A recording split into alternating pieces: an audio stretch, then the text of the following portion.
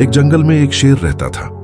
उसके साथ एक गीदड़ रहता था जो उसका सेवक था।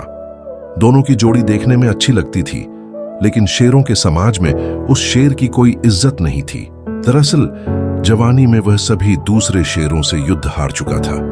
इसी कारण वह बाकी शेरों से अलग थलग रहने लगा अरे था। सुनो, इसके बस की तो अब कुछ भी नहीं है। ये तो हर बार सब शेरों से हार ही जाता है। शेर को हर समय किसी ऐसे साथी की जरूरत रहती थी जो उसकी झूठी तारीफ करता रहे, उसकी हिम्मत बढ़ाता रहे और उसे यह एहसास दिलाता रहे कि वह अब भी बहुत वीर है।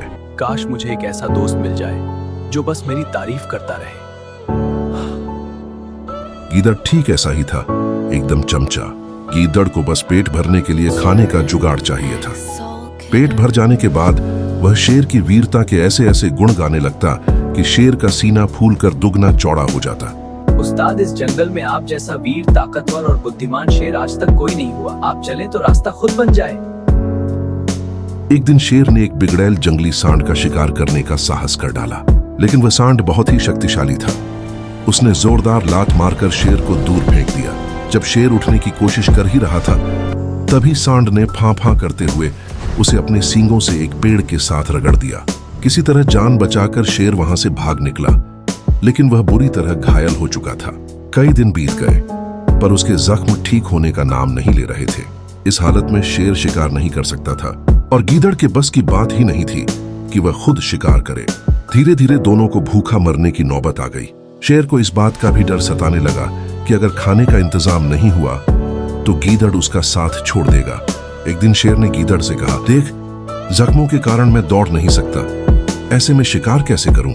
तू जाकर किसी बेवकूफ जानवर को अपनी बातों में फंसाकर यहाँ ले आ। मैं इस झाड़ी में छिपा रहूंगा। गीदड़ को यह बात वाह जच गई। उस्ताद, क्यों नहीं, मैं अभी जाता हूँ और किसी बेवकूफ जानवर को लेकर आता हूँ। गीदड़ किसी मूर्ख जानवर की तलाश में घूमता घूमता एक कस्बे के बाहर नदी घाट पर पहुंचा। वहां उसे एक मरियल सा गधा घास चरता दिखाई दिया। उसकी शक्ल से ही वह बहुत भोला और मूर्ख लग रहा था। गीदड़ उसके पास जाकर बोला, फाई लागू चाचा, बहुत कमजोर हो गए हो, क्या बात है? गधे ने अपना दुखड़ा रोया। क्या बताऊं भाई, जिस धोबी का मैं गधा हूं वह बहुत क्रूर है। दिन भर मुझसे धुलाई करवाता है और खाने को चारा भी ढंग से नहीं देता। गीदड़ बोला, चाचा मेरे साथ जंगल चलो, वहां बहुत हरी हरी घास है, खूब चरोगे तो सेहत भी बन जाएगी। गधे ने डरते हुए कहा, राम राम, मैं जंगल में कैसे रहूंगा, जंगली जानवर मुझे खा जाएंगे। गीदड़ चालाकी से बोला, चाचा तुम्हें शायद पता नहीं, जंगल में एक बगुला भगत जी का सत्संग हुआ था। उसके बाद सारे जानवर शाकाहारी बन गए हैं, अब कोई किसी को नहीं खाता।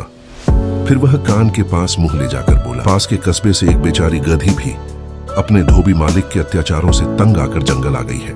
हरी हरी घास खाकर वह खूब तंदुरुस्त हो गई है। तुम चाहो तो उसके साथ घर भी बसा सकते हो। हरी हरी घास और घर बसाने के सपनों ने गधे का दिमाग घुमा दिया। वह गीदड़ के साथ जंगल की ओर चल पड़ा।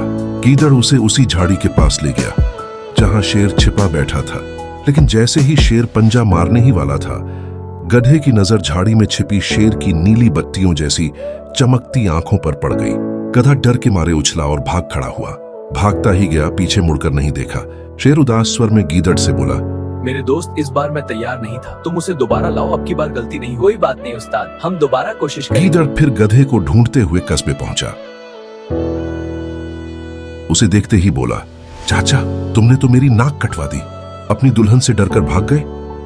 गधे ने कहा, उस झाड़ी में मुझे दो चमकती आंखें दिखीं, बिल्कुल शेर जैसी। मैं भागता नहीं तो क्या करता? अंतिम चाल। गीदड़ झूठी हैरानी दिखाते हुए बोला, अरे चाचा तुम भी कितने मूर्ख हो। वह तुम्हारी दुल्हन थी जो जाने कितने जन्मों से तुम्हारी राह देख रही थी। तुम्हें देखकर उसकी आंखें चमक उठी और तुम उसे शेर समझ बैठे।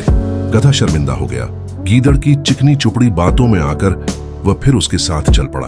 अंत जैसे ही मैं तो गधा थक झाड़ी गया के यार। पास पहुंचा, शेर ने अपने नुकीले पंजों से उस पर झपट्टा मारा और उसे मार गिराया। इस प्रकार शेर और गीदड़ का भोजन जुट गया। सीख, दूसरों की मीठी और चिकनी चुपड़ी बातों में आना बहुत बड़ी मूर्खता हो सकती है। उदाहरण के लिए लोग आपसे कहते हैं, यार तू मेरा भाई नहीं है, एक बार मेरी बात सुन ले, फिर मैं तुझे किसी चीज के लिए नहीं कहूंगा, और यही आपकी सबसे बड़ी गलती हो जाती है। तो दोस्तों, अगर आपको हमारी यह कहानी पसंद आई हो तो वीडियो को लाइक करें और हमारे channel visual story for you को सब्सक्राइब करें। ऐसी ही मजेदार और सीख देने वाली कहानियां हम आपके लिए आगे भी लाते रहेंगे।